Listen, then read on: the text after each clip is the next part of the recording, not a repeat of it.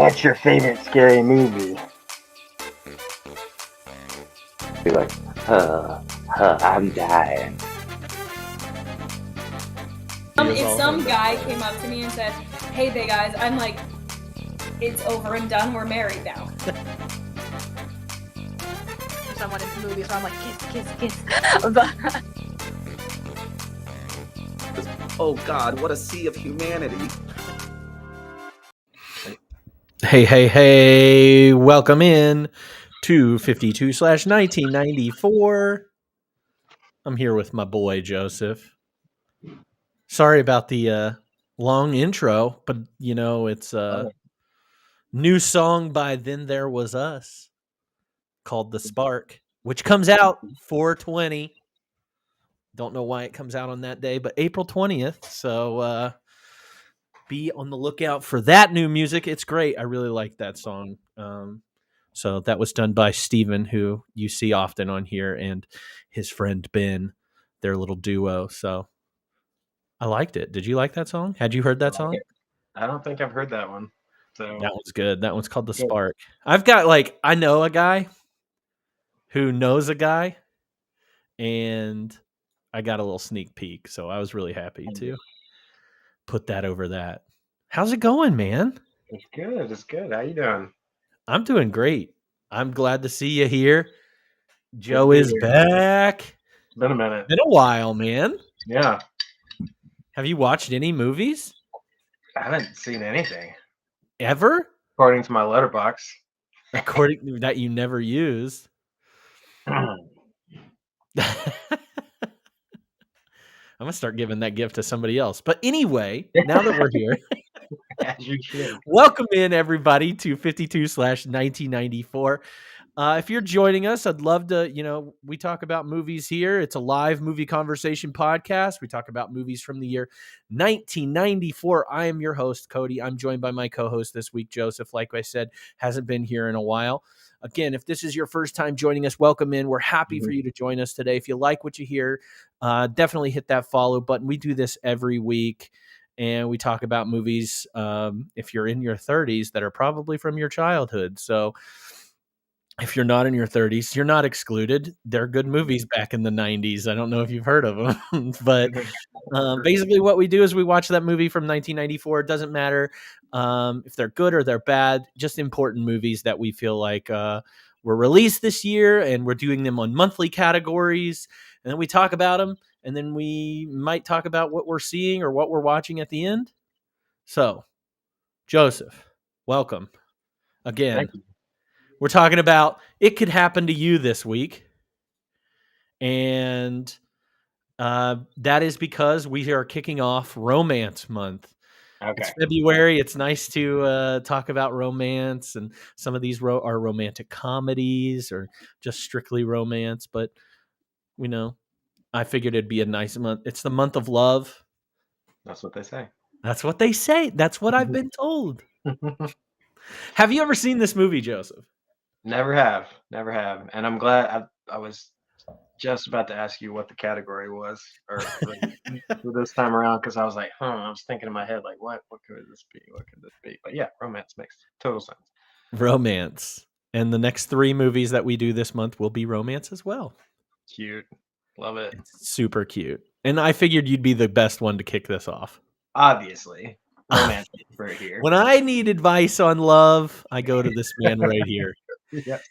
With his shirt on that says "Not sad anymore." Not sad. I mean, that's all you need to know about romance. Not that. That's right. It's not sad.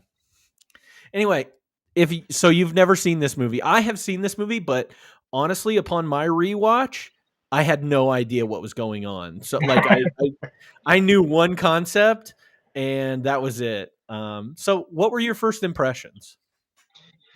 I mean, it's a fun premise. And I think it was done reasonably well, but nothing like this is not gonna jump the charts for best, rom-coms I've ever seen or anything like that. It's pretty, nothing super standout, I would say. It's kind of just straightforward. Yeah. You think they could do this movie in 2024 pretty easily? Yeah, there's nothing like super problematic or um I mean it's probably already out there on the Hallmark Channel in another iteration. Yeah, Doesn't surprise me. I think I'd like to see this movie redone, in my opinion. Because there's some things that I would be like, okay, let's fix this. Let's do it better. Let's Yeah. do it better. Not that again, I agree with you. I think this was fine. Like I think it's kind of very middle of the road. Yeah, it doesn't have like a lot of like depth or texture really. Which, if you're redoing it, I'm sure you could handle that a little bit better, maybe with some better writing and better characters. Yeah, you're right. You're absolutely right. Well, let's get into it. Let's talk about it some more. Do it. All right. I'm so happy to see you, you know? All right, this movie's called It Could Happen to You. It was released July 29th, 1994. It was directed by Andrew Bergman, and he's a little famous himself. He wrote Blazing Saddles, which is crazy. Like he was one of the writers of Blazing Saddles. Isn't that one of your tops? Like, I love Blazing Saddles so very much. I remember that. He also wrote and directed a movie called The Freshman. He was a producer on movies like Chances Are, White Fang, Little Big League, which we talked about this past week. He wrote and directed Honeymoon in Vegas. It's another Nicolas Cage movie. Let's see. He also wrote and directed Striptease, which I've never seen. Never seen Striptease. I've never seen Have you seen Striptease? A long time ago, yeah. Of course you did, you devil. Back when I wasn't supposed to. Ooh, I'm telling your mom. Oh man, don't narc. I'm gonna tell your mom. I'm definitely telling. He also wrote Fletch. Fletch, yep. That's pretty cool. So he's cool in my book. Yeah. I love Fletch. When I saw Blazing Saddles and Fletch, I was like, oh, this is Cody's man right here. I love it. I wish he would have done more. He's got 2 good ones under his belt. And then he did It Could Happen to You, which was okay. Nothing. Well, yeah, it could nothing to happen write. to you, I guess. It could happen. It could happen. Anyway, this movie wasn't even written by him. It was directed by him. It was written by Jane Anderson. She did a couple things. Most notable. Recognize any of her stuff. She did a mini series. I think it was on HBO called Olive Kittredge. And she won an Emmy for that. But a lot of TV stuff in there. So good for Jane Anderson. This movie stars Nicolas Cage as Charlie Lang, Bridget Fonda as Yvonne Biasi, Rosie Perez as Muriel Lang, Wendell Pierce as Bo Williams, Isaac Hayes as Angel Dupree, Seymour Cassell as Jack Gross, Stanley Tucci's in here as Eddie Biasi, Richard Jenkins, or the dad from Step Brothers, is in here as a lawyer, C. Vernon Hale, Ann Dowd, also known as, what was her name? She got real famous in The Handmaid's Tale. Aunt Lydia, I think is what her name is. Yeah. Yeah, she's in here as Carol. There is no Carol. Also, Emily Deschanel's in this movie somewhere. Yeah, where was she? I didn't see her. I didn't either. I saw that this was like her debut or whatever, and I was looking for it, and I didn't find her. I didn't see. Maybe it's because I bet there's a part that was cut out where Muriel's getting like wearing a coat, like a fur coat, and then Emily Deschanel comes and throws red paint on her. That's what I'm anticipating happen, but I don't remember that part. Oh, I do remember the paint on the. Is there a paint? Yeah, there was like a whole, because it like turned into a scene transition, like the paint. I don't remember that. I watched the entire movie. It was her though. Dang. Yeah, that's her. That's her first Okay, role. there she was. I missed her Sorry, entirely. guys. I missed it entirely. Period. 15 seconds. So yeah, this weird cast. You're absolutely right. Let me give you the premise of this movie. When they went shopping, she's right. Yep. That's still that did not. I was eyes closed. Anyway, Charlie Lang is a simple, kind-hearted New York City cop. When he realizes he has no money to tip waitress Yvonne Biasi, Lang offers her half the winnings of his lottery ticket. Amazingly, the ticket happened to be a winner in the sum of $4 million. True to his word, Lang proceeds to share the prize money with Biasi, which infuriates his greedy wife, Muriel. Not content with this arrangement, Muriel begins scheming to take all the money. Yeah, that's not bad. Not bad. Pretty good. Pretty good. Yeah, pretty pretty good. accurate. Gives This all movie- some high notes. Yeah. This movie had a budget of $20 million and it has a box office return of $47.7 million. Yeah, doubled up. Rotten Tomatoes gave this a 71%. IMDb sitting at 6.4 out of 10 and Letterboxd about a 3.1 out of 5. Wow. A couple reviews for you. It says Bergman never goes for heavy-handed schmaltz, and the whole movie has the same lighthearted big city spirit as the New York Post headlines that follow the story. Roger Ebert loved this movie. 3.5 out of 4. Wow. Yeah. Roger. He's like Sirens, 3.5 out of 4. It could happen to you, 3.5 out of 4. Definitely. And a surprise. Here's a surprising one. Peter Travers of Rolling Stone, who always describes every movie as a thrill ride, roller coaster of emotions, said, "Sweetness is fine as far as it goes, but this oddball romance could have used a twist of lemon." I don't know what that means. So something to give it some zing, you know? Yeah. Which I think is what we maybe agree on. Yeah. It's just kind of not enough. And there weren't many awards, no franchise out of this movie. There were a couple remakes though. One in Hindi, which was released in 1999, and then one in Telugu, I don't know, in 2007. So I'm thinking Tollywood, Bollywood, Okay. both got remakes of this. So that's pretty cool. Nice. If you're into those kind of movies, you want to check out a remake, here you go. Can I get a quick research from the chat? Do they have lotteries in? Everybody has lotteries, man. It's like the oldest thing. It's like prostitution, lotteries. All right. Need your chat. I don't need your chat. Cody knows. I'm just saying, India has a lot. Yes, there's a lottery in India. Every place has lotteries. There we go. There it we makes go. sense So to I'm do a not trying remake. to. I'm not trying to come down on you. No, I appreciate the info. It's just there. Okay, let's talk about. Let's get into. I want to hear from you on this movie now. I love your hat, by the way. Is that an A24 Everything Everywhere All at Once hat? Of course. Third eye. There was a Chinese one on X-Files, so probably. I guess lottery. Is that our report? That's our report. There we Great. go. All right. Let's go through some of the scenes that really stuck out to you. What's on your list? Okay. Let's see. I guess the first scene I had was just kind of it was pretty quick, straight into the premise. I feel like it was like less than 10 minutes into the movie and we're already like at the diner promising first her time? a 50-50 split. Wait, what? Are you talking about the first time whenever he comes in there and he doesn't first, have the yeah. Okay, yeah. Yeah. First the first time they meet, I guess, at the Mhm. diner.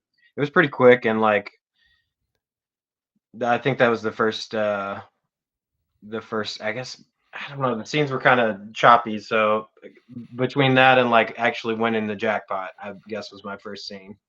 Kind of weird they didn't have a tip for like a $2 check, but Yeah, I want to know what were the contents of his wallet. yeah. He's like, I And got $2, but not. he can't get $1 from Bo. He's already gone, man. He He's came gone. back in the He left for that. store. That's what No. he came back in the store to be like, "Hey, let's go." Yeah, it was kind of weak the way they set it up. I feel like, but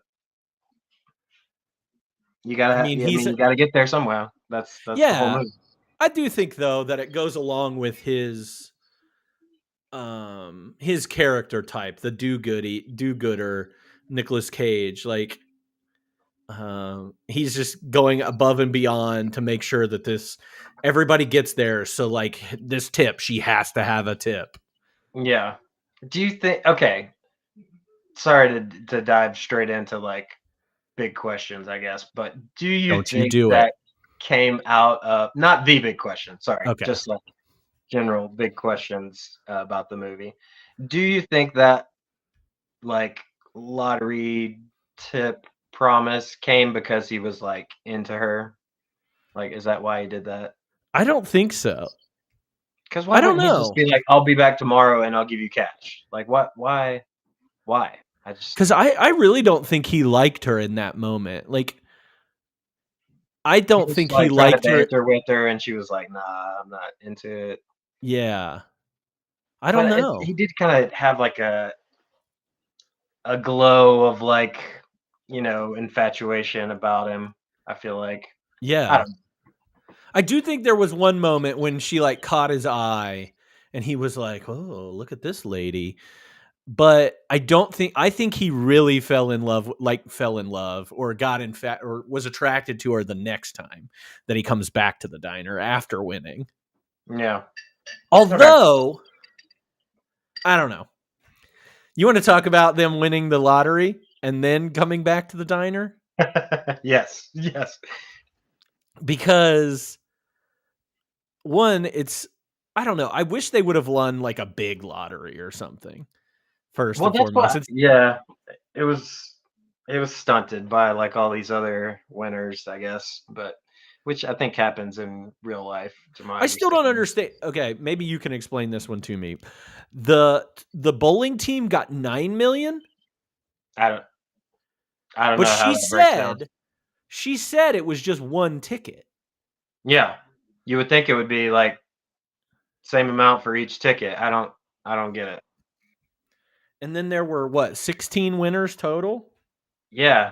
So let's not. I'm not gonna try Yeah, to. no. Okay, so I think It that should was be written 4 million wrong. each. Like Yeah, it's 4 the million 16 each. winners. So I don't know how the bowling team got. I don't know if they were just off on their numbers or what. But Yeah, the bowling team definitely shouldn't have gotten $9 million.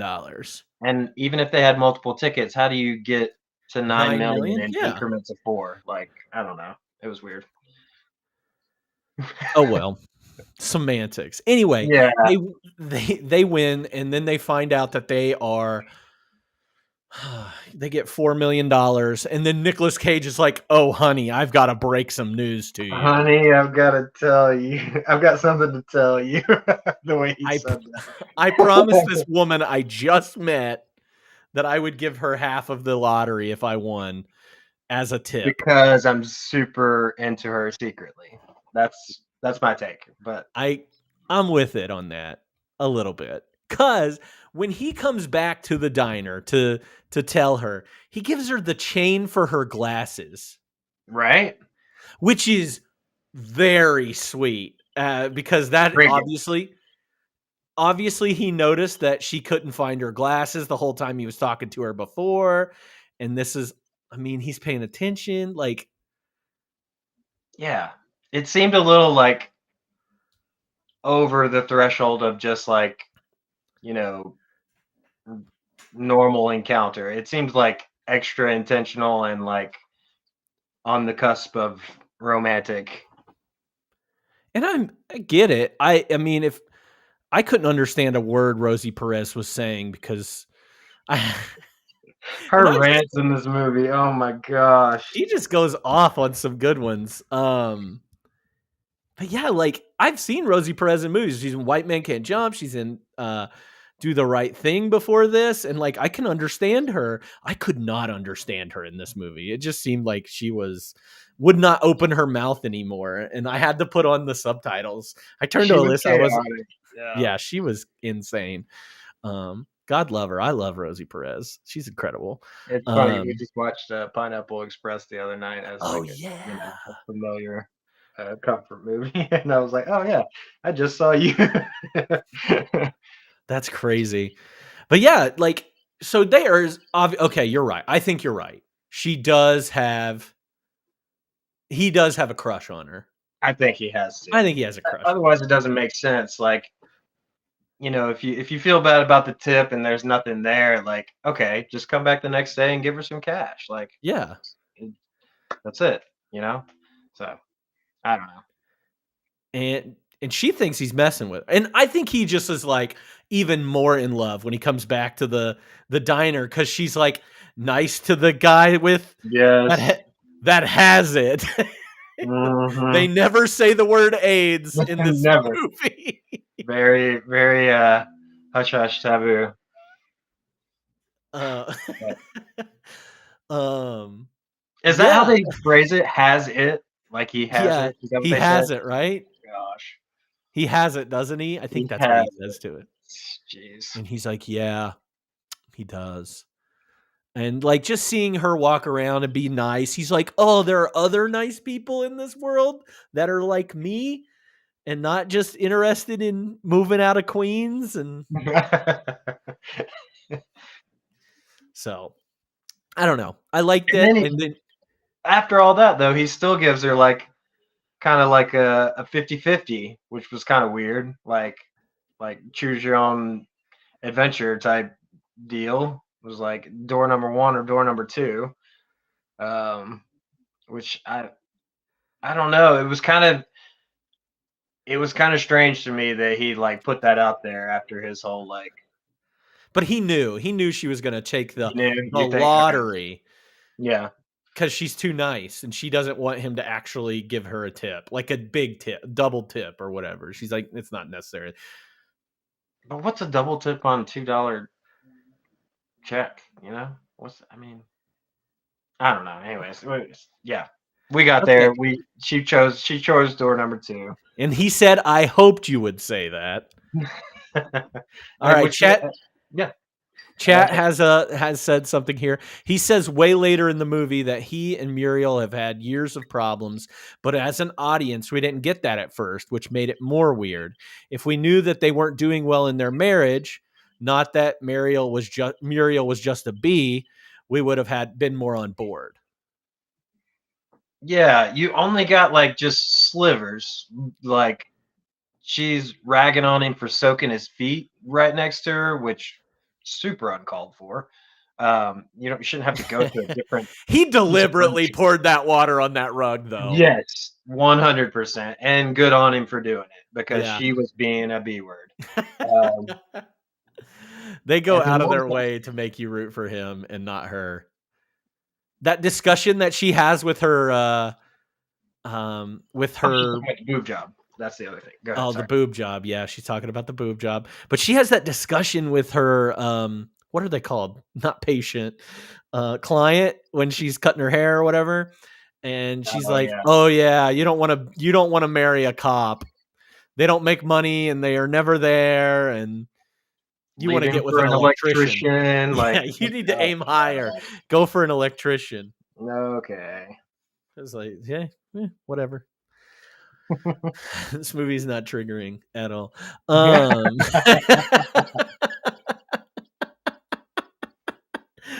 We'll get on. We'll go on. Move on. Let's move on. Let's move on. Anyway, what's your next scene? I think so. We've kind of already gotten into it. Like the back-to-back diner scenes were kind of like 1 and 2. Like when he comes back and like gives her the glasses chain and is going through this whole thing with her about the tip. And then kind of the aftermath. One of my favorite things in the whole movie is when she like it sinks in that he's telling the truth, and she's like, "I'm rich." All of a sudden, she goes back and grabs the ice cream. Starts serving everybody ice cream. Yes, ice cream on all the plates there. That was like, and Sal's like over on the side, like trying to calculate how much she's like giving out. I love that. Was one of my favorite parts in the whole movie. And she's just like, "What can I do? I can give out ice cream. I'm rich. Let's do it." Yeah. And I do love after he has offered her that everything, he tells Muriel, "Hey, I gave her the money," and he starts to see like, "Oh, how can I make this easy for her? You'll become famous. You'll be seen as Muriel Lang. woman with a heart of gold. Oh gosh. And once he says that, she's like, oh yeah, she's on board with it. And he knows how to manipulate her, I guess, into what Yes. she wants. So Yes. Which, kind of worked for a while. It was like a band-aid on a gaping wound. But yeah. yeah, it was a good play to buy him some time, I guess. Yeah. And so the next thing we see is them accepting their check, and like the story gets leaked to or not leaked to the press. The press finds out, like cop gives tip, $2 million tip. Which I think was like the actual shooting original name of the title for movie. Or, okay. Yeah. Yeah, okay. Yeah, cop gives waitress $2 million tip. It's a mouthful. They did good. There's a good change. Good change. Yeah. But yeah, you see them along with all the other lottery winners there. And so what's your next big scene? I have the boat scene as my next one. Okay. Yep. So I'll just jump into that. So apparently all these millionaires get together with other millionaires on a boat in New York on the Hudson, I guess. And I think it is a scheme. Like this just seems like a Ponzi scheme just waiting to happen, where these actual rich people invite all these new rich people onto their boat to be like, this is what you got to do with your money, and this is how you got to do it. Just give it to me, and everything will be great. Yeah. Yeah. We get the introduction of Seymour Cassell's character on here, Jack Gross, and Gross. Nicolas Cage's character Charlie leaves the boat because he sees Vaughn, who can't pay her taxi because she has too big of bills to, and she doesn't want to give too big a bill being a 20. A 20. And I do like he pays it for her or whatever and says, repeat these words, keep the change. Yes. Which if she's got that much money, like, anyways, that should be default, right? Like Right. she's a tip receiver. She knows. It can seem kind of contrived, but whatever. Actresses. It got him off the boat. That's what we needed. Right. That's right. We needed him off the boat because then it led to them going on a date. A not official date. I mean, yes, not declared, but pretty official date material. Like, yeah, I mean, he's dressed up, she's dressed up, fancy dinner, dancing, yes. Nuzzling, some definite neck nuzzling there. Very, very first date vibes. They were like talking about their like past relationships, how they're with their people that they are with now, and how not happy they are that they're with those people. Yeah. Good rom-com stuff. Good rom-com stuff. And then, of course, Nicolas Cage goes, I don't know how I'm going to explain this to her. And then he goes through all these different scenarios. And then he gets back on the bus to tell Muriel, and she's just like, oh, sorry, I didn't sit with you. And he goes, oh, yeah, you're forgiven. Yeah, I've been here the whole time. What do you mean? Also, how did he get back on the boat? Because it docked. It was docking. Okay. After they came back. Okay. I missed that part. I was like, how is he on the boat all of a sudden? Because that thing shoved off. Anyways. Yeah, so they have that fancy dinner, and chat is mentioning this. They were dancing. Somebody was having a wedding at this restaurant, and so they're just dancing at somebody else's wedding, which is great. At a restaurant. The dream. What are you drinking? Best first date ever. I don't need to see that it's a Maple Leafs mug. I just want to see what you're drinking. That's all that matters, bro. What's in there? It's a little martini. Gatorade? Yes, Gatorade. Go Leafs. I hope that was filled to the top with martini. I wish. I'm not that guy anymore. I'm not that guy, pal. All right, what's your next scene? All the way to like the lawsuit, I would say, or like when Muriel.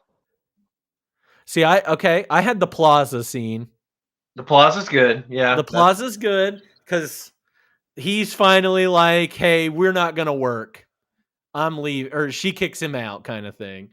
And then Yvonne goes back to her apartment, and we meet Stanley Tucci's character, Eddie, and looking just fine. Just ripped in a towel. He's so. freaking ripped. He is, man. He does some flexing in that, and I'm like, all right, okay. Yeah.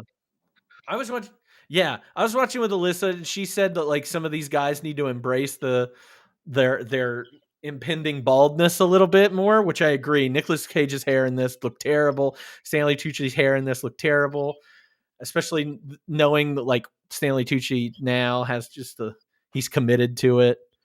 But yeah. But it's 90s, you know, like we're talking 30 years removed. I feel like the hair work and pieces and stuff nowadays is a lot better. Oh yeah. And then. I think the baldness is embraced more now by men than maybe back then. Like if you watch Seinfeld or whatever, George, he still has like he's just doing that, and then like as later seasons go on, he just embraces it and takes it on. So some great episodes about the baldness and yeah. Not to get sidetracked. But. No, get sidetracked. A shaved head looks great. Yeah, absolutely. On the right person. We're here to say 52/1994. Shave your head. I've done it. I've tried it. It's not for me. I got a weird shaped head. That's why we got some cover up here. You know? I'm the same way. I have a really weird head. My mom gave me a buzz cut in like 9th grade. Never again. Yeah. No. How long did you not talk to your mom? Oh, it was bad. That was a bad day.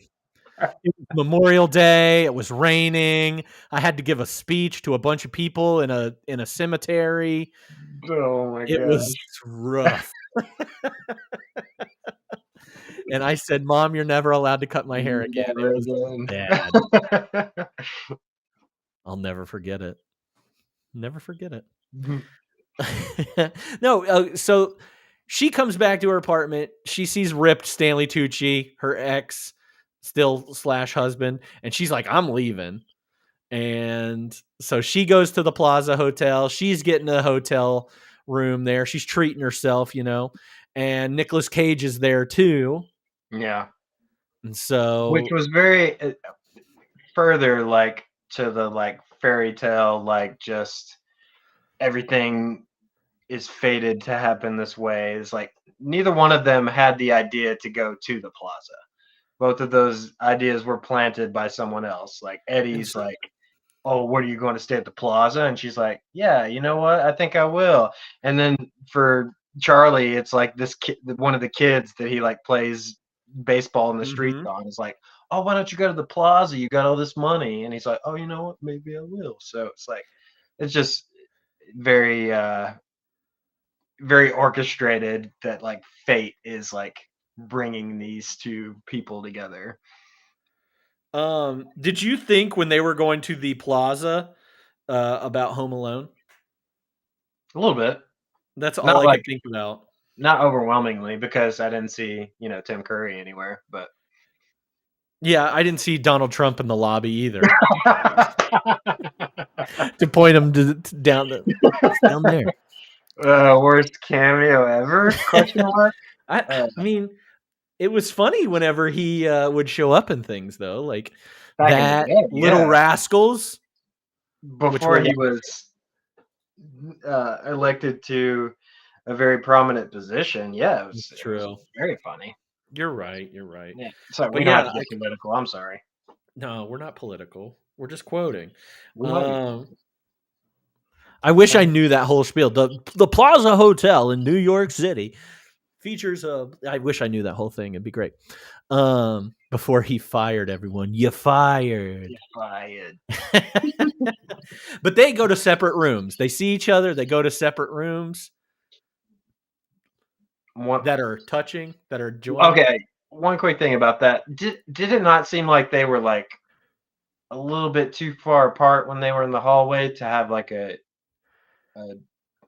a touching door. Like it Yeah. seemed like they were like Well, I think they had suites. They both got suites. maybe I don't know That's the the suite only life, way I guess. could explain that is that they had huge suites. It seemed like they were so far apart in the hallway, and then they had a shared door, and I was like, okay, And then they start making out. yeah, they do. It was awesome. Good for them. Good for them. Good. Just what they want. No, I love. Okay, so one of the things I'll note is the two bellboys that are meet in the hallway outside. He's like, "That was the waitress. That was the policeman," and that's it. They just And then, leave like, after that. yeah. Yeah. I feel like there's a lot of like kind of like fly on the wall type little quips like that along the way of like these just like normal New York people who are like part of this like developing love story, and they're just like, Mhm. and they realize it, and they're like, oh yeah, they're getting together. It's A little starstruck. Yeah, yeah, starstruck. That's good. I like that. All right, what's your next scene? You had the trial, right? Yeah, once we start getting to like trial and also just like the leading up to the trial and the aftermath, which takes you damn near to the conclusion of the movie. Mm-hmm. But yeah, we find out that Muriel's like, we always kind of knew that she was not happy with him giving away the money, but now she's like coming for it in a very official way. Not only like the money from Charlie and their half, but also the half that he gave away to Yvonne. Which he willingly gives up to his half of the money to her. He's like, take And then it. she's I'm not like, going to fight. Yeah, come on. And then she's like, I'm going after that other I girl's want money it too. all. Yeah, no. Yeah. Nobody signs anything in this movie. Yeah. Like, It's very ick, but we kind of knew that her character was like developing in that way from like when she kicked him out mhm. for so the reason she kicked him out apparently was like after they did the whole like subway thing where they were like giving out Just money to people so they could ride the subway for free, and like that headline like triggered her to like throw him out of their apartment, which is a little bit over the top, yeah, just a little bit. And then Yeah. the baseball Yankee Stadium stuff like that. Yeah. He comes home from like this great day of like giving these kids like a day of a lifetime where they're at Yankee Stadium, and like he literally shows up and she's like throwing his clothes off, the back, classic yeah. trope, like throwing the clothes out, you're out of here. From giving these kids a really awesome experience to like, oh, I guess I'm no longer with my person anymore because she's unreasonable and maybe the biggest gold digger ever. So Okay, here's a question from Dan. Do we think that Muriel actually believed that Charlie was cheating on her with the I think she was hoping. I think she latched onto that as a vehicle to get the money and go her own way. Oh yeah, because she thought that they had planned this. Like that's Yeah, what she said anyway. it's weird, like how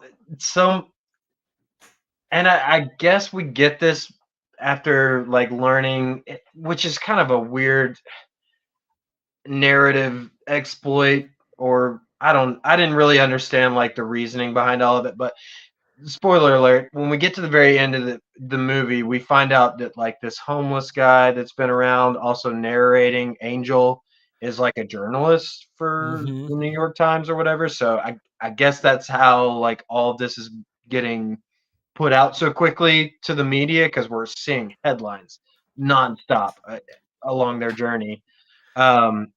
But it was just kind of weird, like like so much of the information about like what was happening in their lives like came from the media first. like that's how she found out, like, or came to this conclusion that they're like, cheating and doing their own thing behind her back, is just from like all this media, like, stories about them like hanging out and doing these things together. So I don't know. I don't think she actually cared whether or not he was cheating. I think agree. she appreciated that as a means to an end. Yeah. I think that she probably was hoping that he was, so that she could get the money easier, which would have been fine. Like, even if he would have put up some kind of fight, she probably would have gotten the money because, of cheating reasons, stuff like that. So I think she was hoping, and probably that guy that was trying to get her money and steal her money, that he eventually does anyway, probably was like, yeah, this is what you need to do. And she was already talking. She's smart. Muriel's smart. Smart but dumb. Smart but dumb, but evil. Like, smart, evil, dumb, but smart. She was getting that bag. Good for her. Get your money, girl, right? But she was also getting preyed upon by someone smarter than her at the same time. Yeah. So so he loses the trial, or she loses. It seemed very one-sided, like, which, we don't have to get into the legal system at all, but oh, it's coming up in later thing for me. And then it leads to them getting, Angel, like them going back to the restaurant, because she has to close the restaurant that she now bought with all of her money. And she has to close it because she doesn't have the money to keep it anymore. And they're there together. They're going to move. They're going to move to somewhere else, upstate, or I don't even know. And then Angel, the homeless man, comes in for soup and realizes that they do love each other and don't really care about the money. And so he, as a reporter, an undercover reporter, he gets that, and then everybody sends money to them at this at the restaurant. And they make $600,000 off of all the money that's sent in. That's a GoFundMe right there, man. That's the OG GoFundMe. Yeah. Not bad at all. And then they live happily ever after getting those $600,000 money in envelopes. Also, if anybody wants to send out $600,000 in envelopes to me, I can give you my address. Just send me the money. I'll share it with everybody. Like and subscribe, and I'll give you my address straight away. Just drop some dollar bills, and I will happily take it. I promise I'll do something good with it. Anyway, I mean, so we got like I'm not trying to get to like mathematical. No, get into it. But okay, so we got a very small sampling of like the stuff that they received. We heard a $5 and a $10, right? So if let's just say $10 average, what is that? 60,000 people that wrote into them? That's a lot of people, man. Well, people that was back when people read the newspaper. 60,000 New Yorkers. New Yorkers. There it is. There you go. You got there. We got there. 60,000 New Yorkers. I mean, I'm sure that's a fraction of the population, but still, that's a lot of fan mail for. So yeah, nobody's, But that tells me that those two don't read the paper. They're Times people. They're not Post people. They're Times people. Yes. They're not reading the Post. They don't know that people are supposed to send in money to these people. No idea. It was all a shock. In fact, it blocked the door, which was weird thing. But oh, this door's so heavy. There must be envelopes in front of it. There must be 300,000 envelopes on the other side.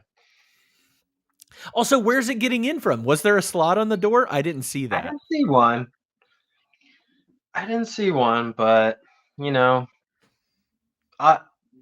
okay, logistically, if you're a mailman and you have to put that much mail through a slot, do you take the time to do that? No. I don't think you do, right?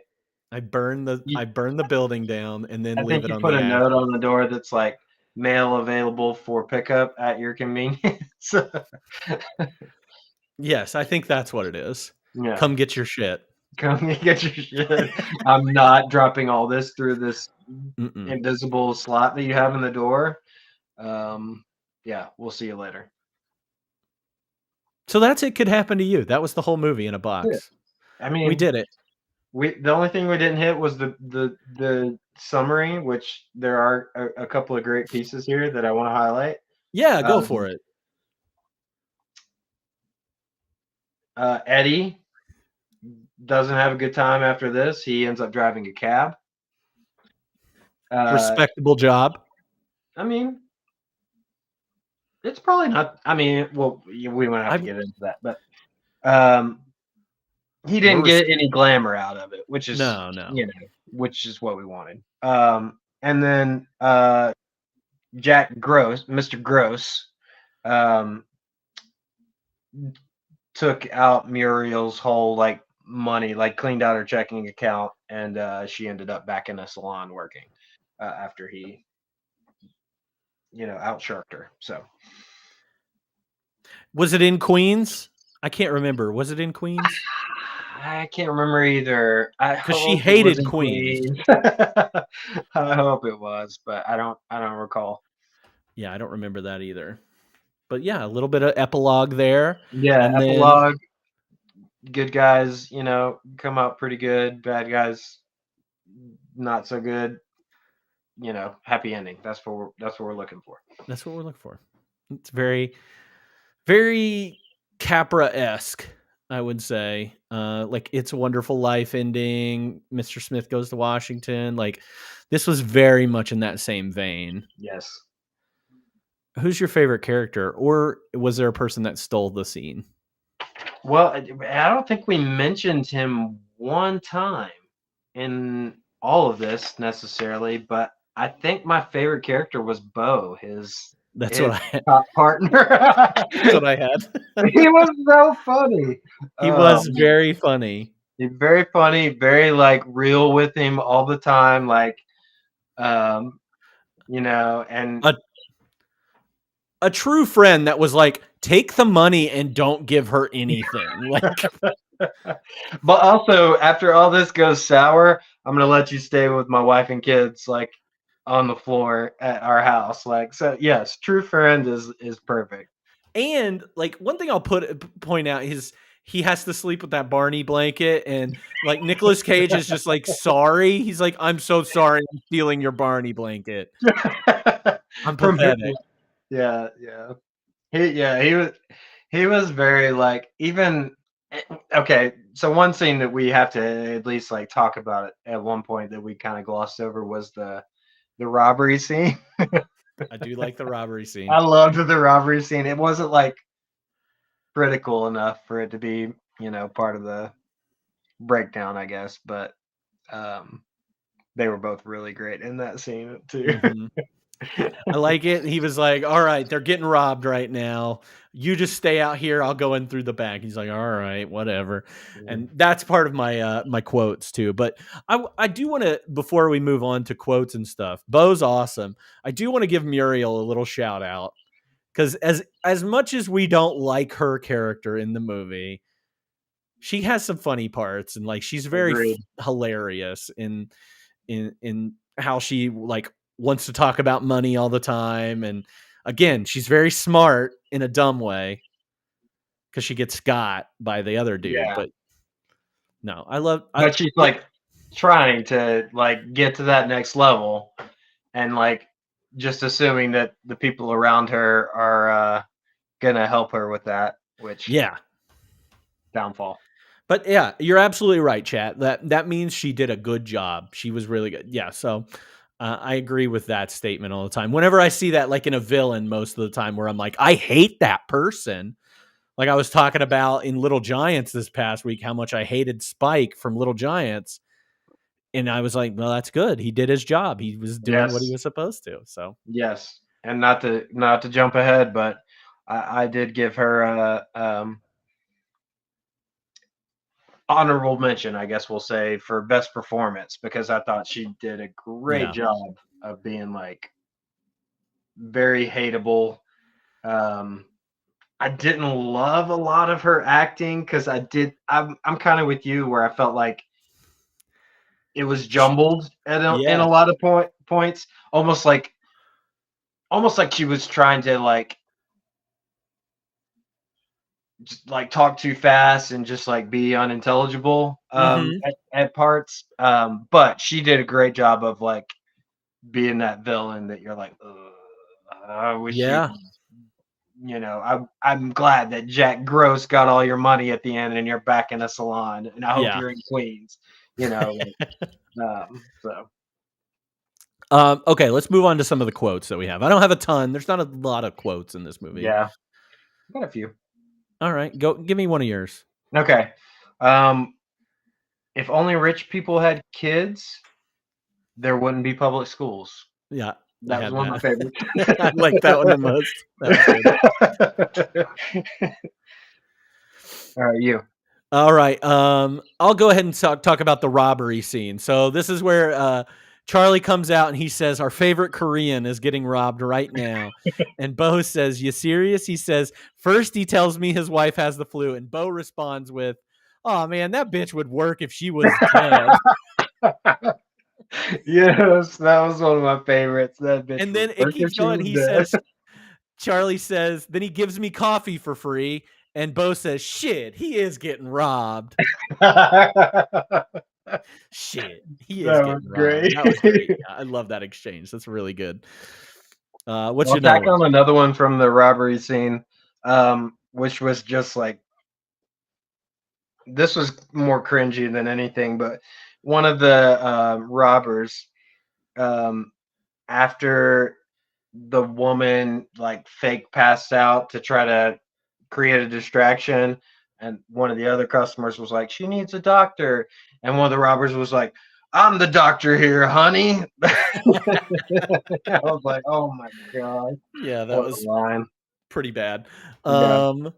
Let's see. The other one I have, this one isn't a funny one, but it's because Yvonne says, because of me, you have nothing. And Charlie responds, because of you, I have you. It's very sweet. I couldn't figure out how I wanted to come down on that. Is that a good line or is that like a not well written line? Oh, it's definitely not well written. Okay, in my opinion. Like there's a lot of those in this where I was like, "Ugh, that's not great." It's still like it worked in the moment, but at the same time, I was like, could we have maybe done something better there? Yeah, it's not my favorite, but it was important in this. I had it written down too. I'm with you. Give me another one. Super random. After Yvonne comes into the money from the lottery, she's checking her answering machine.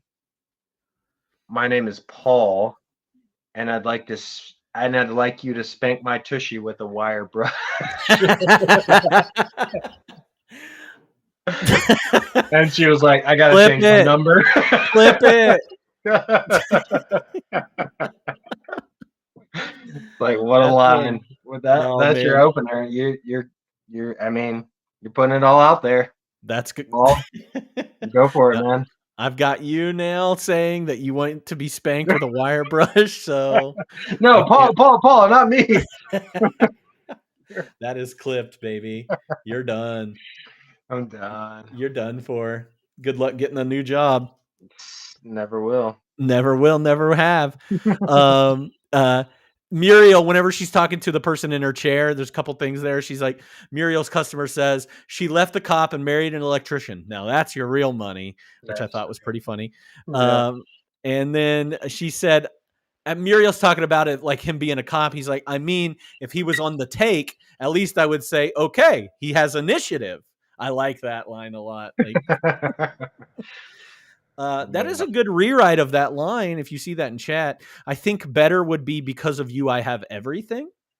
Ooh, yeah. You should Very write simple, movies. but because of you, I have everything. One word. One word. I think I do. I like that a lot better. Who do we owe to that? Oh, it's Alyssa. Alyssa. She's That over here girl's writing upset. movies. She's over here, screenwriter. Screenwriter. She's like, oh, Cody can't write. I'm gonna write. Because of you, I have you. Like I get the symmetry of you there, but yeah. No, but everything clunky. works better. Everything's great and it works Everything better. is the I agree. opposite of nothing. It's a better line. I agree. I don't want to give her credit for it, but it is a better line. So we're going to need you to time travel back to the 90s if you can and just fix everything. Make it better. Yeah. You have any other lines or quotes? The only other one I had, which this felt like maybe the most like impactful moment of the whole movie to me. We're talking about a lot of like romantic undertones and stuff, but when Charlie and Yvonne are talking about like him offering her that money, Charlie's like, oh, I made a promise, most people would have done the same, and she like shoots back at him that like, no, nobody would have done the same. And I was like, ooh, all right, and that's true. That's true. So that's the only other thing I had written down. The only other one I had was, it's like we're on two different channels now. I'm CNN and she's the Home Shopping Network. I remember that. I turned to Alyssa. I was like, I don't like the channels that he chose. Like CNN is the CNN good for him channel. was kind of weird. Home Shopping for her like made a it little makes more sense. Yeah. But well, I don't understand why he was CNN. I guess they don't have like whatever the Bloomberg channel or financial channel for her. It's pretty, yeah. Or the cops channel for him. Cops, yeah. Rescue. Which I don't. Rescue. You know. Yeah, I don't know. CNN. I guess he's just like feeling like he's like the truth, like the baseline kind of truth, justice, and the American way. That's him.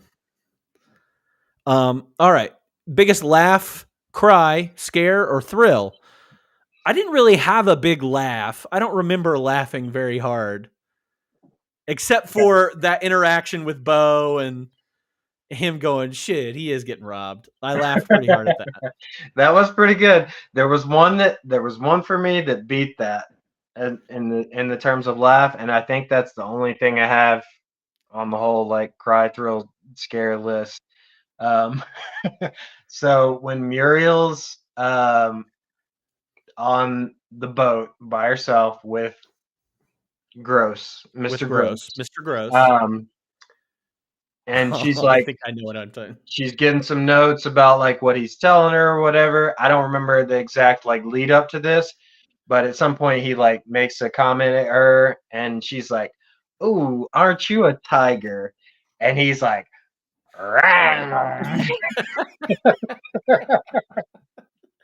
Alyssa and I loved so much. it when he did that. It was so awesome. That was my biggest laugh. Yeah. He didn't even do a good tiger. Like it wasn't like it was not a good tiger. Very, like yeah. So he was like made me laugh quite a bit. Yeah, it was that's pretty good. I'm not gonna lie, I got really emotional and teared up at the end with the letters. I don't know why. I don't think this movie. Don't you put your hand on your heart? For no, this is not my heart. This is my other side. So we're good. Oh my god. Yeah, I cried, and I was just like, I don't know. The letters got me. Listen, No judgment. Sometimes you're in a certain mood when you're watching something and something hits you, like, and it doesn't hit other people the same way, and that's how it is. That's That's okay. And that the is beauty okay. of cinema. So that was mine. All right. What was your most what the fuck moment or ridiculous moment? Okay. I think I wrote down, let's see, what do I got? 3 here. The first one was very early on when he's scooping the blind guy in the street. He just picks him up.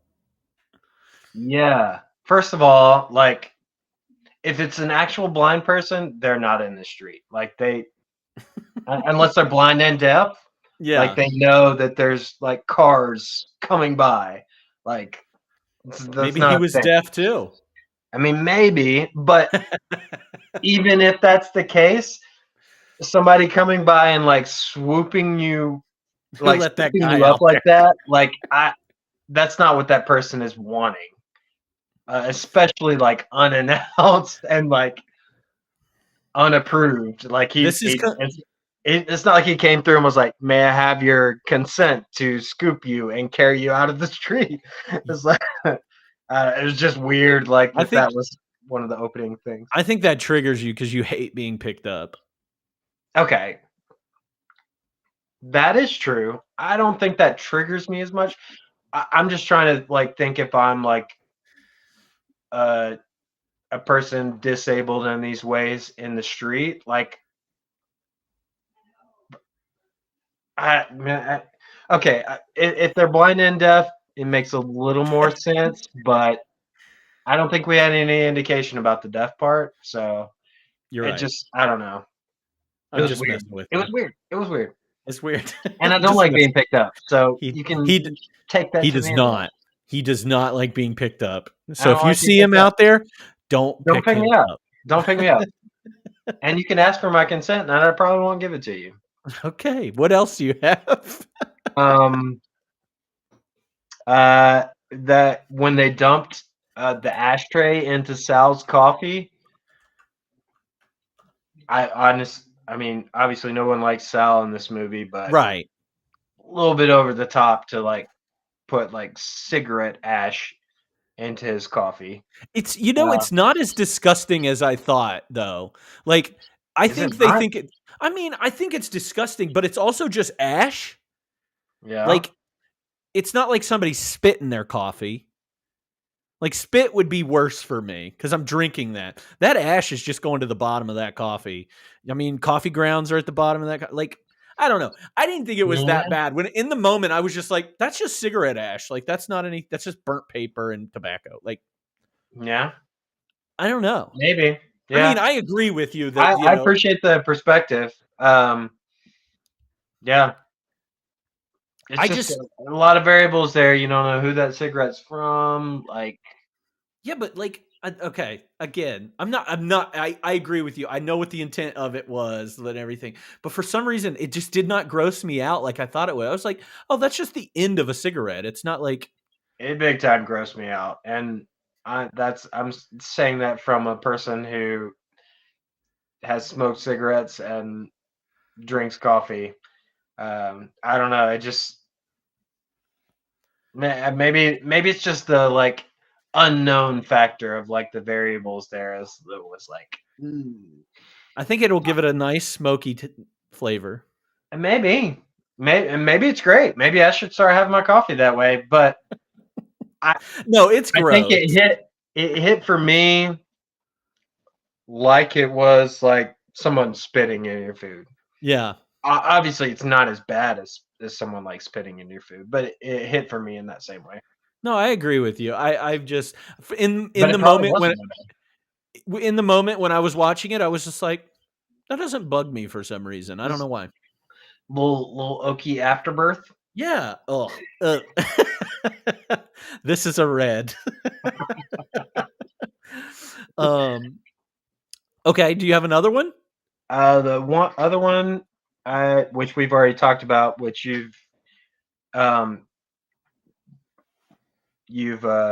basically told me why this was the way it was like I was confused about how he got back on the boat. So Oh yeah. now that we have that, I'm good. Yeah. No, I thought the entire criminal trial that they had was insane. It was a farce. And I don't think that's how the law works. That's a no, they wouldn't have a jury for this. I don't know. That seemed crazy. Okay. Are you so? How They did would- you feel about the, that would have been just like between like two, like how they were getting divorced. Like in the that's how- beginning, like when she's talking with the judge about like when she's going bankrupt? Is that No, more I what don't you even feel think like? it would have been that. I think it would never have gotten to a trial. Like it would have only been in a meeting room, like Social Network style, or yeah, it would have been more But like when you Social Network. Like when you have parties that disagree? yeah, I think I so, don't know. especially over just happened. Yeah. And that's all I'm saying. Is that Alleged there's like no need alleged for infidelity was yeah, but that's not the crime. You can cheat on anybody you want. That's not a crime. not a crime. I mean, it's Adultery's not not a great crime anymore? morality wise, but like, I'm just saying, I don't think that's. I need a lawyer. I don't know. I mean, We need a lawyer. If you guys know any lawyers, please reach out and get back to us. Get them in here. We need them ASAP. I'm the furthest from like knowing how the law works. It did seem very, and I think I mentioned this before, one-sided. Like, Oh yeah, I think it was completely unnecessary. I will say, and this is more recent. And again, not knowing anything about the law, I'm just taking at face what I've seen. I saw Anatomy of a Fall recently, which is a Oh. very like Brag about it. legal procedural type movie.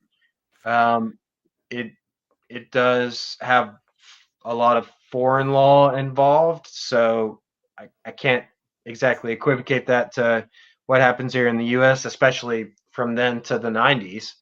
But it seems like, something that could end up in court. I don't know. Okay, I trust you. I don't think don't you should, especially I don't think in you regards to this. But I'm just taking a lot of things and making an assumption, which is probably not accurate. That is okay. We need to talk to a lawyer. Let's get a lawyer in here. Let's get a lawyer in here. Three-way right now. Who do we have on? Who do we have on deck for lawyer? Okay, here you go. Here's chat coming through here. Oh, lawyer in the Jury- chat.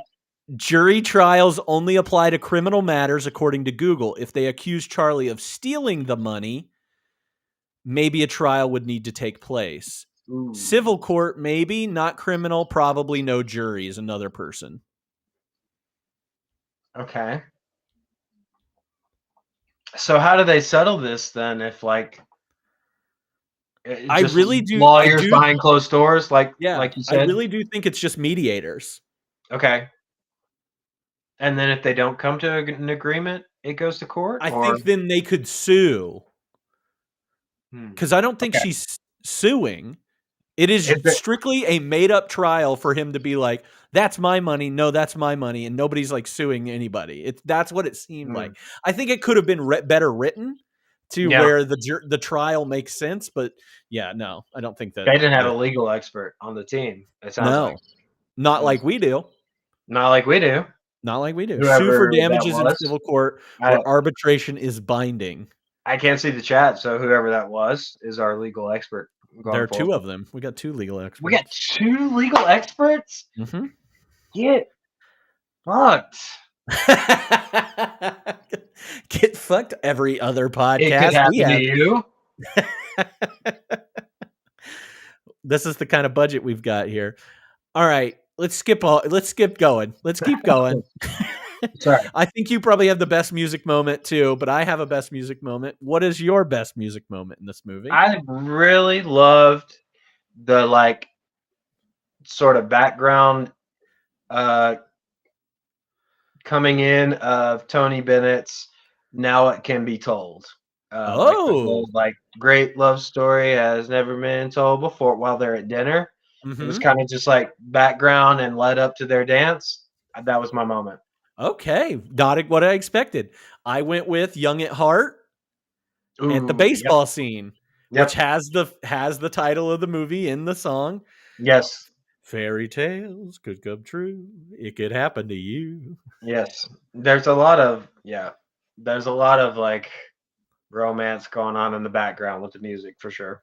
I love that baseball scene real quick because I love that she took pictures of the kids jumping off of a chair to catch the baseball like against the wall. Freaking love that. Was so cool. That was so cool. I don't know if she could have timed that right with that camera that she had. No, not at all. What they were showing, one of those pictures is blurry. What they were showing from the actual like film cameras was awesome. It's like right at the wall, just like it was great. All right, let me smash or pass you. Okay, you ready for this? Ooh, okay. We got a list of these. I was gonna do F, Marry, Kill with three of the guy characters in this. Okay. But we're gonna go with this. All right, smash or pass. Nicolas Cage or Charlie Lang? Charlie. Smash. Okay. Yvonne. Smash. Muriel.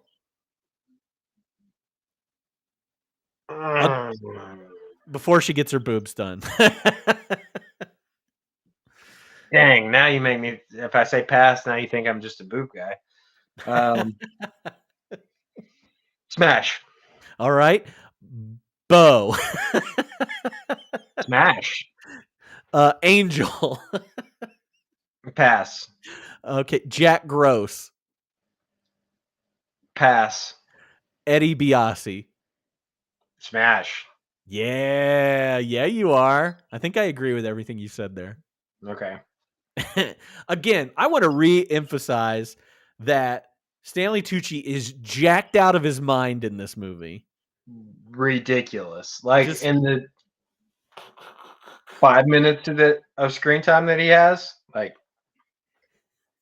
he comes out of a shower. Like our first real introduction of him is like him towel out of the shower and he's like up on one leg, like flexing his abs and stuff. It's like, there was a moment that I might go back and look and see if we can see if he's hanging dong. Is he's in the towel and he like gives a little bit of a Sharon Stone Basic Instinct moment, and I kind of want to just like freeze frame it and see if we can see it in there because I did comment on it. I was like, he might have just flashed us. We might have got the full. There's no way. What's the rating? What rating? If he like, this is a P. I think this movie's PG. PG? Yeah. Yeah. There's no way that slips through the review board. I'm gonna look. I'm gonna study it. I need a 4K version of this. And if it is, incredible that they slipped that through and made it PG. Doesn't happen. That's what happens in the 90s. Doesn't happen. That's what happens when you see Tucci's Gucci, I guess. I don't know. Tucci's Gucci. Hashtag Tucci's Gucci's. All right. Who gave the best performance in this movie? All right. So I think Bridget Fonda was my like number one with a close honorable mention to Rosie. I mean, Nicolas Cage was fine. He did good. He wasn't like outstanding or anything. Bridget Fonda though was very good at being like kind of like innocent, cutesy, like small town adorable. I felt like. Okay. I do like that. I also I put Rosie Perez as my number one in this movie. She's your number one? I get Yeah. it. There was something, and I was going to say this whenever I talked about like what didn't really work for me in this movie, like the you ain't all that, say a negative thing about this movie. I just never felt like like every time that their chemistry together felt good, they would say a line or there would be a line reading of something where I was just like, I didn't like that. Like it didn't Yeah. feel real to me. Yeah. The writing didn't help them in that way, I feel like. No, it did not. Yeah. So I get it. No, I think Rosie Perez was amazing. Yeah. All right. Understandable. If you could recast this, either you can do 1994, you could do 2024. Who would you recast? Okay. I've got a few for 94. Okay. This is not my strong suit, which we know from previous VODs, but okay. For 94, I've got just a few for Yvonne and Charlie. Yvonne, I thought Winona Ryder, 90s, Okay. 90s Yeah, babe, 90s. very like innocent feel, would nail it. For Charlie, I had either Kevin Costner, which again is like 90s, like Yeah. big heartthrob, and also he I feel like he kind of like nails the like average Joe, like nothing super spectacular about me kind of role. The other one I had for Charlie was Jeremy Sisto. Okay. Clueless. Yeah. Went on to do like Law and Order. He might be a little too young at the time. I think he would only be like 20 or so, but he's kind of got that like, and maybe that's mainly from Law and Order, like later on, like just sort of like good cop, like gonna, stick to my morals and like be a good guy kind of vibe to him. No, I like the younger. I like the younger thing. He was 20. I just looked it up in this, and every single person of the three main characters were all 30 years old. They were all born in 64. Yeah, they were all 30 at this time. All 30. Yeah, isn't that crazy? Dang, okay, I should have looked that before I did my recast. But no, I had some tough times. One thing I did read from the fun facts was that Marissa Tomei and Madonna was up for the role of Yvonne, and I thought I don't think Madonna would have been good. But Marissa Tomei, I think she could have done Marissa it. Tomei, yeah. I read that as well, and I like that. Of course, I feel like Marissa Tomei can do pretty much anything. Yeah. I did 2024. Did you do any 2024? I've got a couple. I don't love mine. I kind of hate mine, honestly. Yeah. Okay. So I've got an Yvonne and Charlie recast. This one was kind of more just like a joke than anything. But Mary Elizabeth Ellis as the waitress. Yeah. Which is the waitress on It's Always Sunny in Philadelphia, and Charlie Day as Charlie. Can you imagine Charlie Day as a cop? I just thought with her being a waitress and his name being Charlie, like I was just like, okay, I have to put that in there. Just as like a joke. And then the more seriously, which I still wasn't super proud of, but Charlie, Daniel Kaluuya. Okay, I love it. Yvonne, Zendaya. Okay. I always wanted to kind of see them in like a sort of like romantic spat, if you will. And then the only other cast I had with those two, which I feel like would be great, for Bo, Donald Glover. Donald Glover. I like it. I like that. I didn't have anybody for Muriel. I just said I went young for some reason. I went really young because I didn't want them to be too old, and I felt like everybody was good, like in their 20s. You might like some of these. So I picked Mason Gooding as Charlie Lang. Mason Gooding from Scream, the new Scream series. one of the Mm. twins. I felt like Okay. I feel like he's going to be in a lot more stuff in the future. And so I'm trying to, get him involved in like a rom-com here. Somebody in chat says Ariana DeBose for Muriel. Ariana DeBose is from West Side Story. She just won an Oscar for that. Oh yeah. I think that's really good. Jenna Ortega would be good as Yes. Muriel. Like she gives very Love Rosie her. Perez vibes to me. Natalia Dyer, she's Nancy from Stranger Things. Yeah. Okay. I think she's kind of got that face. I don't know, that like girl next door, like innocent. innocent Yeah. thing, like that Yvonne kind of has going on there. So I get you. yeah, so I don't know. I struggled with Charlie a lot because I was like, I don't want to put Andrew Garfield in everything. I don't want to put Dylan O'Brien in everything. They're the same character. So I stretched a little bit more for that. I like it. Yeah. All right. Did you know any fun facts for this one? Okay, so I didn't really come up with a ton, and I bet we had quite a bit of Same overlap. ones? Yeah.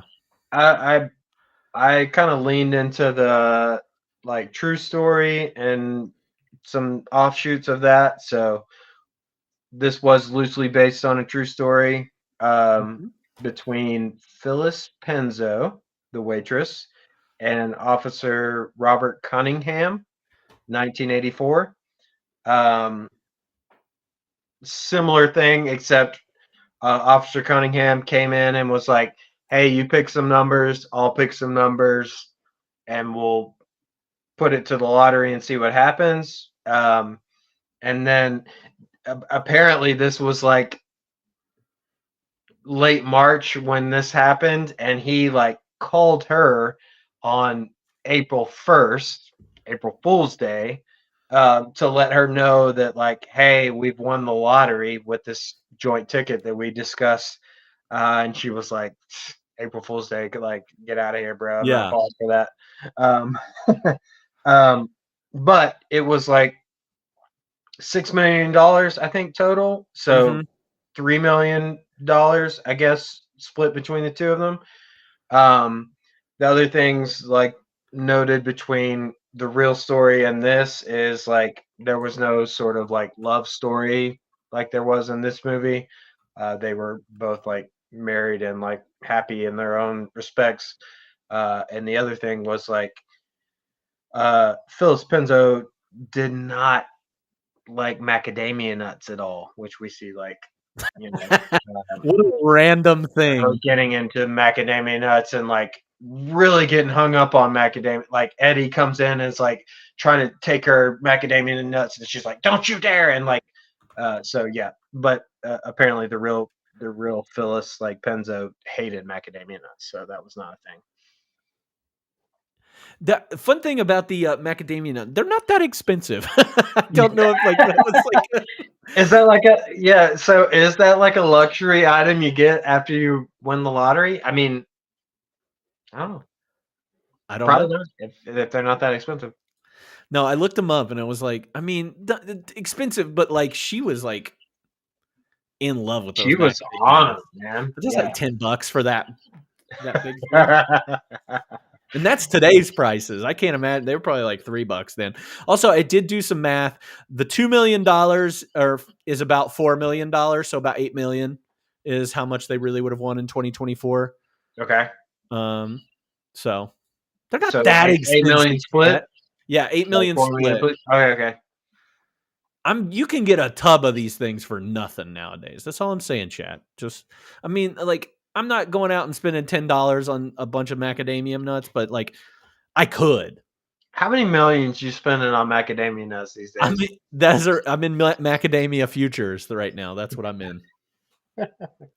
It was weird. Like, I don't know why they changed up the numbers like that, because apparently the real story was like 6 million split 3 million.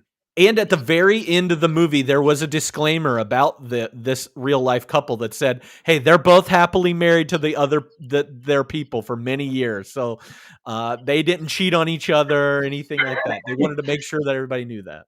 After the opener, were like the narrators like, this story is pretty much all true. It's like, Yeah. well, I don't know about that. Yeah, well, he was lying the whole time anyway. Basically, he's just a liar. Which Um, journalist, you know? All right. Um, I thought this was a fun one. And fun one, I mean, kind of weird that this was a fun fact that I found that Muriel has a breast augmentation. Those are actually Rosie Perez's real boobs, and she had them bound down for the first half of the movie. I'm sorry, I'm laughing because I don't know what that entails for the female anatomy. Down, But man. I'm sure it was uncomfortable. But yes, the augmentation was actually like the release of her normal anatomy. Yeah, that's all it was. And they just pushed them up. Uh, I saw that. All right. Anything else that we need to talk about? You already talked about Marissa Tomei and Madonna. Yep.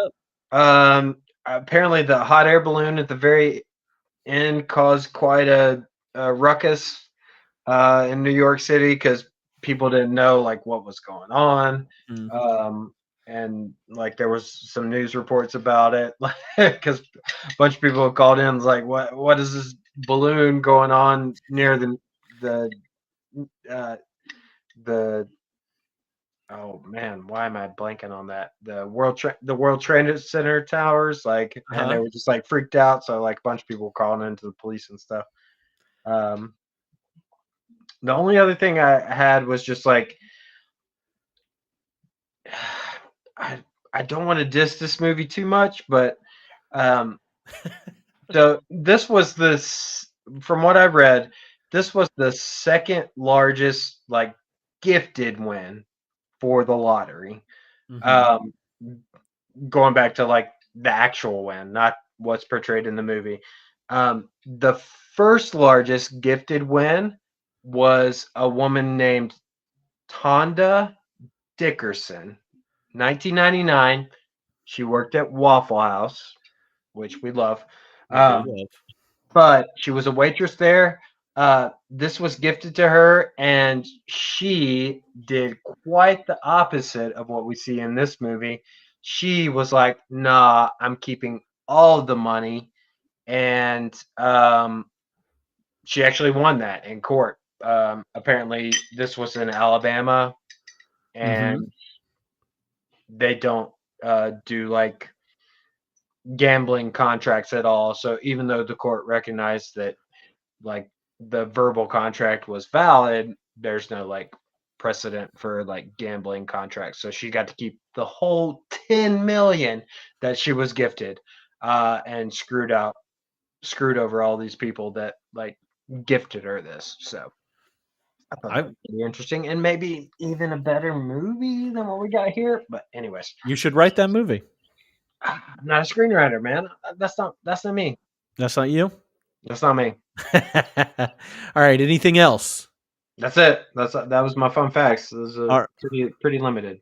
All right. You know what it's time for? Yes. Answer the question. Excuse me. I'd like to ask you a few questions. Okay, but the big question on everybody's lips. Yeah, they're chaplain. On their chat lips, right? Does that answer your question? Good question, Aguado. No, that's the most. All right.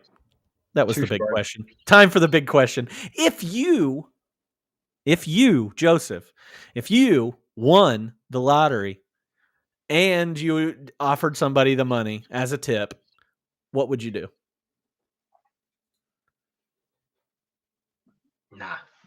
Nah. Nah. Me personally? Nah. Yeah, you personally. So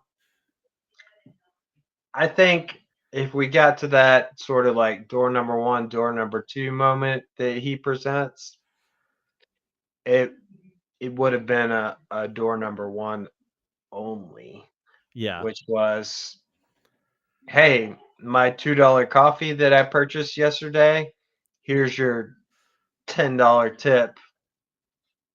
Adios. Yeah. Kind of. That's what I. Oh, okay, but okay. the difficult part is if you do interpret that as like he's already like vibing on her and like want to be more intimate with her, then yes, obviously you have to like concede something there to like try to perpetuate that. But if it's just some random waitress that like I'm not feeling anything about, no, not a chance. I think I agree with what chat's saying here. Give her a fat tip and be on your way. I think I would. I'd give her like I'd come back in the next day because I said I would. I would give her 100 and say, "I'm sorry for that. I hope you have a better day," because I could tell you were having a bad day. See you later. Let her be happy about that $100 tip, and then make my $2 million. Yeah. So I can get on board with the like the promise that he's made. Mm-hmm. Because he did say like, hey, I've got this ticket. If I win, you get half of it. So there is some like moral obligation there. But if it was me, I don't think I would have ever gotten to that point where I'm like considering this lottery ticket as like a portion of the tip conversation that we're having. Mm-hmm. We've got somebody in chat saying if they said 50-50, they'd give 50-50. You're a better person than I am. Yeah, I if we get to that point where I've already promised like what he's promised, which if it was me, never would have gotten to that point. But if we got to that point, maybe I would feel some sort of like obligation, and maybe even in the same sort of like extent that he does, where he's like, I feel this obligation, but I'm still going to give you like a door 1, door 2 type situation to try to like take this off of me. Because maybe you'll pick the door 1 and this will be over. I want you to repeat after me. Yes. Okay. If I win the lottery. I'm giving you half. I'm giving you half. All right. That's it. That's all we got. We clip it. So if he wins the lottery, he's got to give me half. So he's screwed. Why'd you do that to me? You're done for, man. All right. I'm buried. What did you give this as a rewatchability rating? 1 out of 5. 3.5. Okay. Pretty good. What about overall star rating? 2.5. Oh, went down a little bit. Okay. Yeah. I went 3s across the board. I felt a little generous. Rewatchability, like, I feel like there's enough there where, like, you could see it again, but, like, it's just not done well enough where you want to see it again necessarily. Yeah. I get it. I get what you're saying. I think. You think? It's like, so rewatchability, what I'm saying is like, if it's your first time seeing it, there's a lot more to offer than on later viewings. So it's a fine movie, but maybe if you've already seen it, you don't want to watch it so much. The normal rating is like, it's just so like average. Like there's nothing like standout about it that I kind of knocked it down a few points there. Yeah, I gotcha. All right, I feel like we've already kind of dumped on this movie as much as we could, but if like a fine wine and dish, if you could pair this with another movie for a double feature, what would you choose? Okay, I got a couple. Okay, give them to me. And we may have already mentioned this as like I don't know if it's 94 or not, but Blank Check Blank Check coming up at the end of this month. coming up soon. I feel like it's got some similar motifs. Also similar motifs wise, Brewster's Millions. Okay, Pryor. Brewster's Millions. I like it. And then one other one I put out there. It's kind of like a Nicolas Cage, like coming to notoriety unexpectedly, which I haven't seen this movie, but I feel like it fits the bill. Dream Scenario. Okay.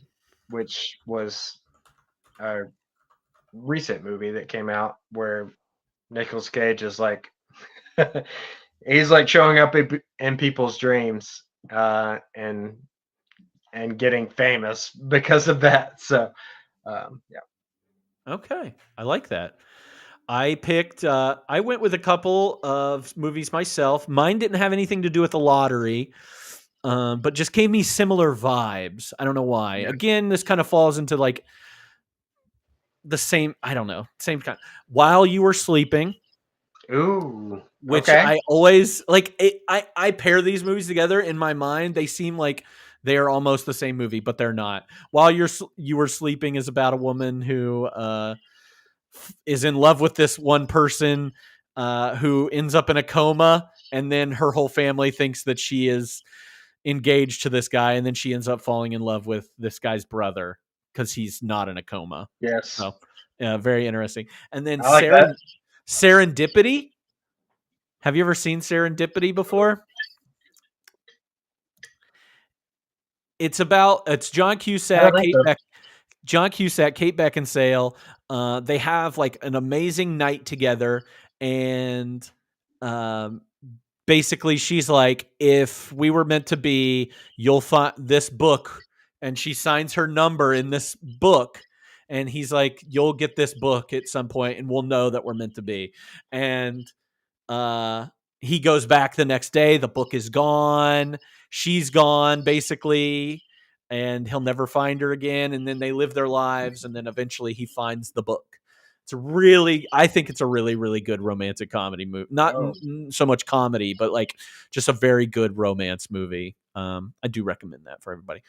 And to kind of go into the vein of like Nicolas Cage and this Capra-esque, The Family Man is a really good movie. Where it's kind of like It's a Wonderful Life. He gets to experience a new life, and that's actually the life he likes. So a little twist on that, but those are good movies too.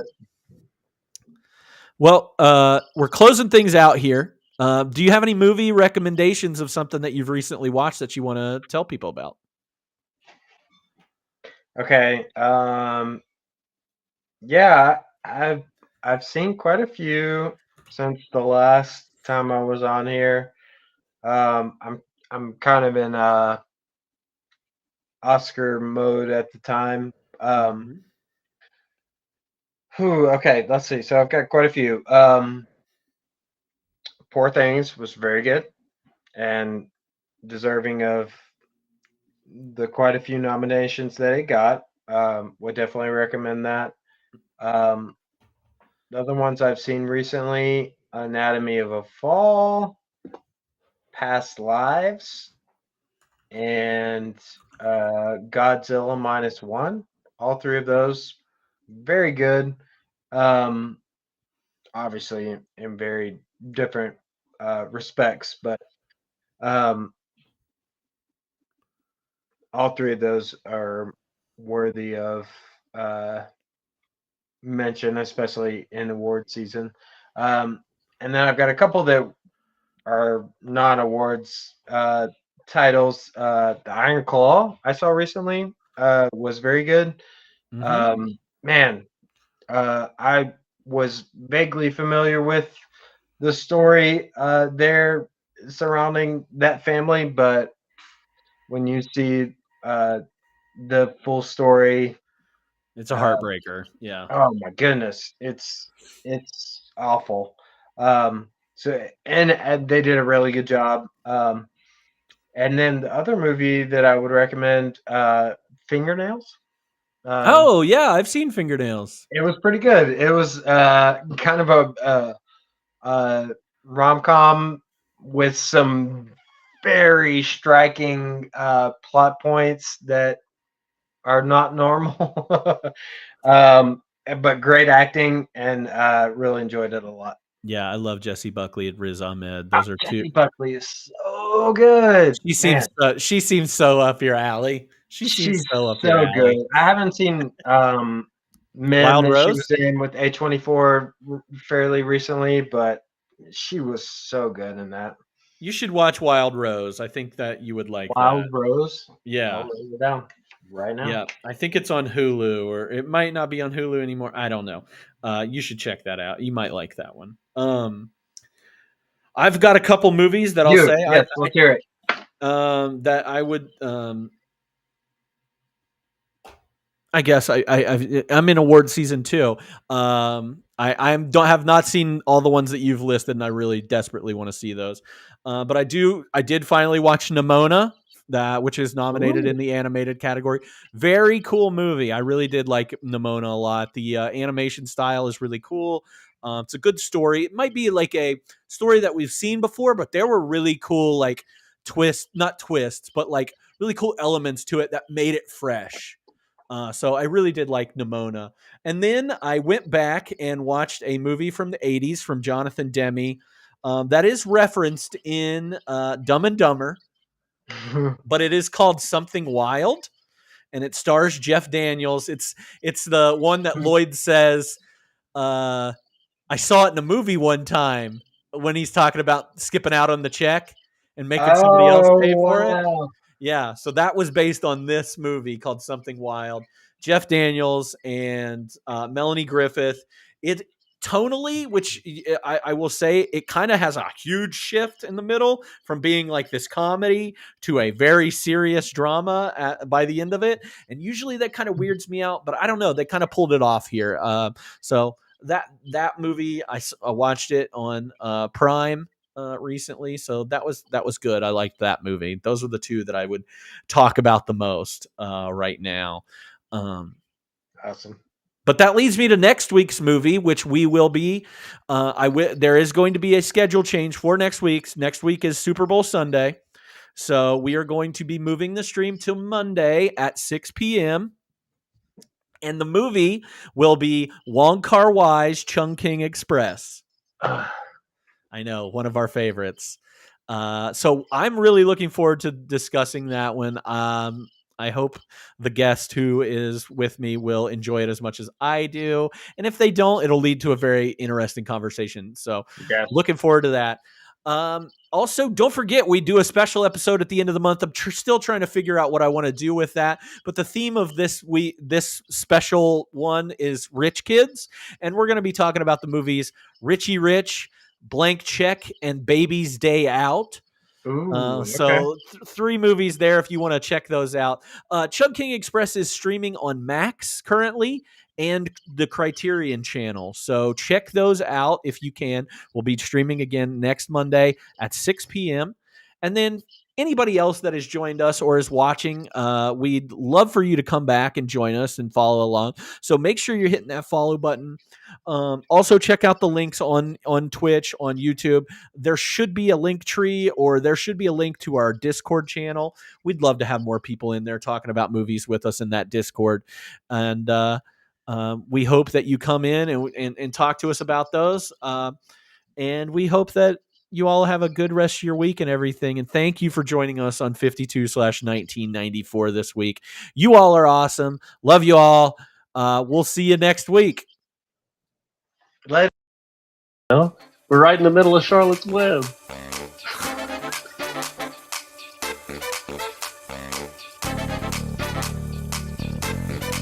Sorry, baby. I tried the best I could. Honest. What's up, Butters?